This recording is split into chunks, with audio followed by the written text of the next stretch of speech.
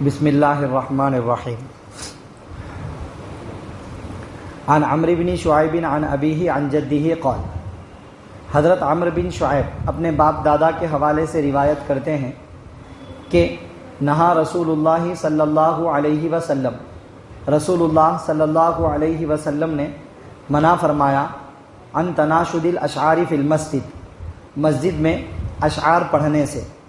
وعن البیع والاشتراء فیہ، اور مسجد میں خرید و فروخت کرنے سے، وان یتحلق الناس یوم الجمعۃ قبل الصلاۃ فی المسجد، اور اس سے بھی منع کیا کہ لوگ جمعہ کے دن نماز سے پہلے مسجد میں حلقے بنا کر بیٹھیں۔ رواہ ابو داؤد و ترمذی،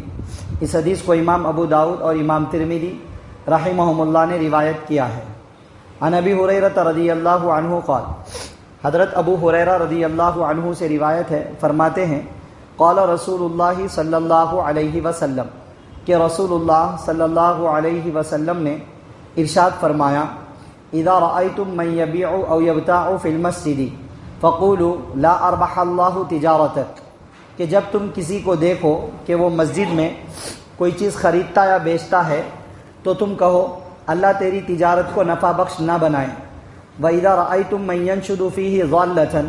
اور جب تم کسی کو دیکھو کہ کوئی مسجد میں گمی ہوئی چیز کا اعلان کرتا ہے، فَقُولُوا لَا رَدَّ اللَّهُ عَلَيْكَ، تو تم کہو کہ اللہ تیری چیز کبھی واپس نہ لوٹائے۔ رواہ الترمذی والدارمی، اس حدیث کو امام ترمذی اور امام دارمی رحمہم اللہ نے روایت کیا ہے۔ عن حکیم بن حزام رضی اللہ عنہ قال،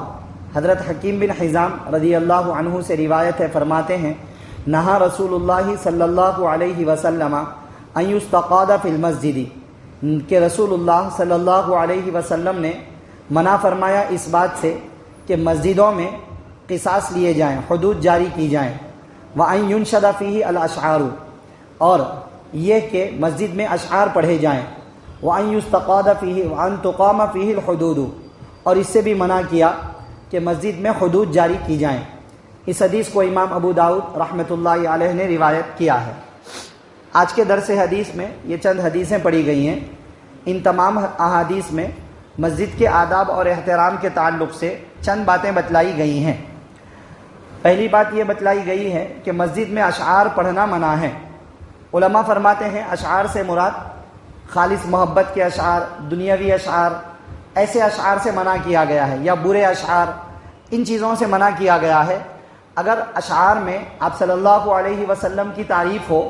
یا اشعار میں اسلام کی کوئی بات ہو، یا قرآن کی آیات کا مطلب ہو، یا احادیث کی وضاحت ہو، تو ویسے اشعار پڑھنا منع نہیں ہے، کیونکہ جس طرح کوئی بات واضح و نصیحت بغیر اشعار کے سیدھے الفاظ میں ہوتی ہے، اسی طرح بہت سی مرتبہ اشعار کے ذریعے سے بھی دین کی بات لوگوں تک پہنچ سکتی ہے۔ اسی لیے بعض دوسری حدیثوں میں کہا گیا کہ بعض اشعار بھی حکمت ہوتے ہیں، اور بعض اشعار بھی ایسا اثر کرتے ہیں جیسے جادو اثر کرتا ہے۔ تو اس لیے حضرت حسان بن ثابت رضی اللہ عنہ خود رسول اللہ صلی اللہ علیہ وسلم کی تعریف میں اشعار پڑھا کرتے تھے، باضابطہ ان کے لیے جگہ بنائی جاتی تھی اشعار پڑھنے کے لیے۔ تو یہ اس سے علماء فرماتے ہیں اشعار پڑھنے سے منع کرنے کا مطلب ہے برے اشعار یا خالص دنیاوی اشعار جس کا دین سے کوئی تعلق نہ ہو، اس کے پڑھنے سے منع کیا۔ دوسری چیز، دینی اشعار بھی اگر ہوں تو صرف دینی اشعار کی محفلیں قائم کرنا، پوری کی پوری محفل ہی صرف شعر شاعری کی ہے، پوری کی پوری محفل، وہ منع اور ناجائز تو نہیں ہے، مگر پھر بھی مناسب نہیں ہے،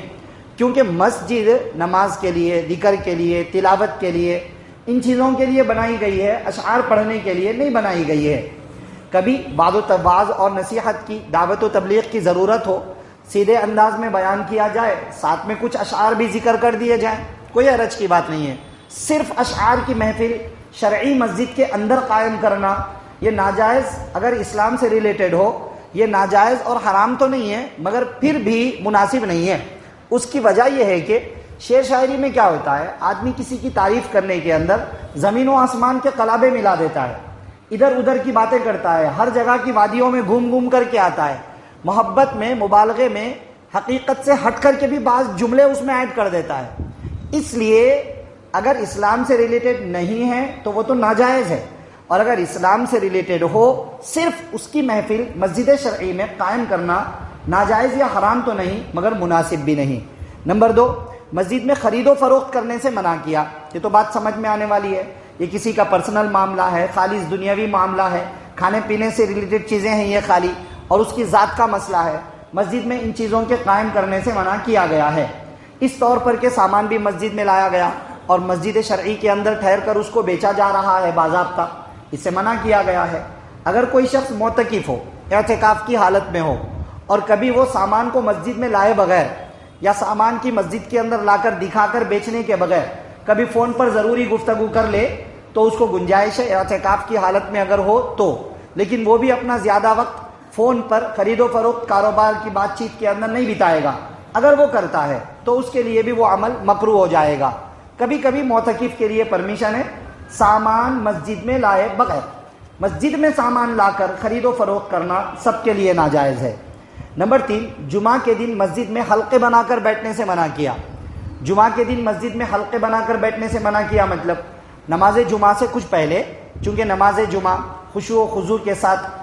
بیان کی طرف متوجہ ہو کر نماز کی تیاری میں لگے رہنے کا وقت ہے۔ اب ایسے میں 2-4 کا ایک حلقہ، 2-4 کا ایک حلقہ، 2-4 کا ایک حلقہ، سب اپنی اپنی جگہ بیٹھے ہوئے ہیں ادھر ادھر، تو اس سے منع کیا ہے۔ یہ نماز جمعہ اتحاد کو ظاہر کرنے والی ایک اہم نماز ہے، اس موقع پر ٹکڑیوں میں بن کر مسجد میں بیٹھنا یہ مسجد کے اور نماز جمعہ کے آداب و احترام کے خلاف ہے،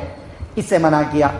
باقی 2 حدیثوں میں سے ایک اور چیز ایکسٹرا معلوم ہوئی کہ اگر کوئی شخص مسجد میں لا کر کوئی چیز خریدتا بیچتا ہے تو اتنا گناہ ہے وہ کہ آپ صلی اللہ علیہ وسلم نے کہا کہ اگر کسی کو سنو مسجد میں بیچ رہا ہے تو کہو اللہ تیری تجارت کو نقصان میں ڈال دے، کبھی نفع نہ ہو تجھے،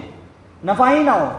اور اگر مسجد کے اندر ہی کسی مصلی کی کوئی چیز گم ہوئی اور اگر اعلان کرتے ہیں تو ٹھیک ہے، باہر کہیں کوئی چیز گم ہو رہی ہے، اندر آ کر مسجد میں اعلان ہو رہا ہے، اگر کوئی کرے تو کہا کہ تم اس سے کہہ دو کہ اللہ تیری چیز کبھی تجھے واپس نہ دے۔ کتنی بڑی بات ہے، کیوں؟ یہ سب مسجد کے آداب ہیں۔ اس کے بعد کی ایک اور حدیث کے اندر کہا مسجد میں قصاص جاری کرنا، حدود مطلب شرعی سزائیں جاری کرنا، اشعار وغیرہ پڑھنا، یہ سب منع ہے۔ ہاں بھائی، حدود جاری کرنا شریعت کے خلاف تھوڑے ہے،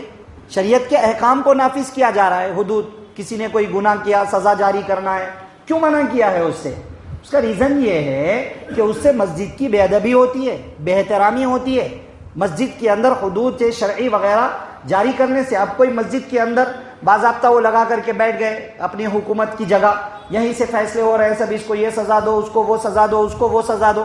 شریعت کے خلاف نہیں ہے، وہ تو شریعت کے احکام نافذ کر رہا ہے، مگر پھر بھی منع کیا گیا کیونکہ حدود سے ریلیٹڈ جو لوگ ہوتے ہیں وہ مسجد کے آداب و احترام کو ملحوظ رکھ کر مسجد میں نہیں آتے ہیں، اس لیے ان چیزوں سے منع کیا گیا ہے۔ اس کو سامنے رکھ کر ایک اور چیز ہمیں معلوم ہوتی ہے، مسجدوں کے اندر اس طرح کے عمومی جلسے کرنا عوام و خواص کو نمازوں کے علاوہ اوقات میں صرف انعامات کی تقسیم کرنے کے لیے، سند تقسیم کرنے کے لیے، یا کوئی عمومی جلسہ کر کے کہ بھئی قوم کی بہبودگی کا جلسہ ہے، قوم کے نفع کا جلسہ ہے، اس لیے عام میقات کے اندر لوگوں کو مسجد کے اندر بلایا گیا اور بلا کر ایک بڑا جلسہ کیا جا رہا ہے، یہ بھی صحیح نہیں ہے۔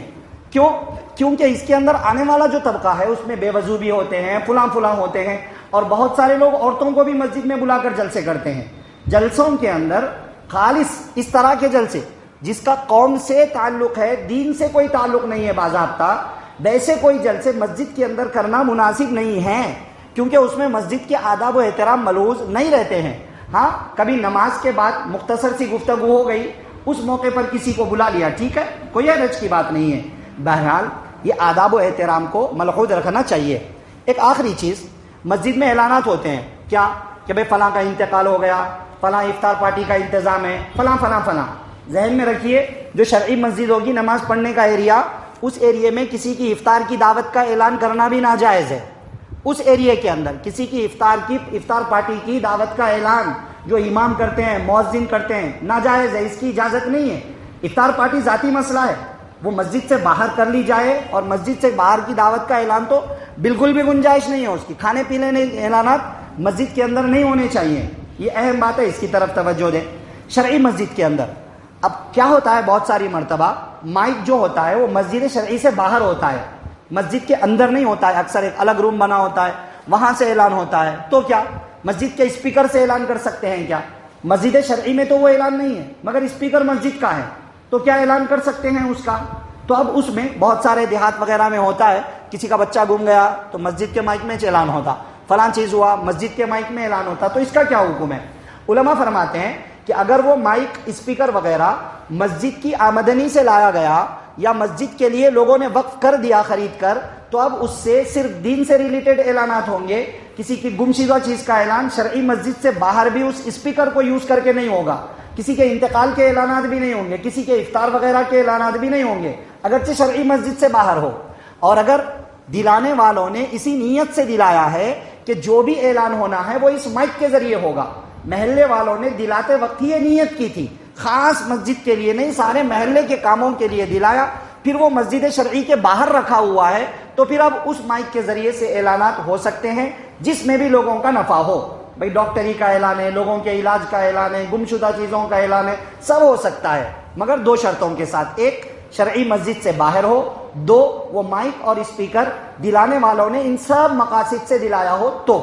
یہ چند باتیں ہیں، میں نے مختصر سمجھائی ہیں، تفصیل اس میں بہت ہے۔ مقصد کیا ہے بھئی آج کے درس حدیث کا؟ مسجد کے آداب و احترام کو ملحوظ رکھنا چاہیے، کوئی بھی ایسا کام نہ کریں جس سے مسجد کی بے احترامی ہوتی ہے۔ دعا فرمائیے اللہ مجھے آپ کو سب کو مسجد کے آداب اور احترام کو ملحوظ رکھنے کی توفیق نصیب فرمائے، آمین۔ سبحان اللہ و بحمدہ، سبحانک اللہم و بحمدک، ونشہد ان لا الہ الا انت، نستغفرک۔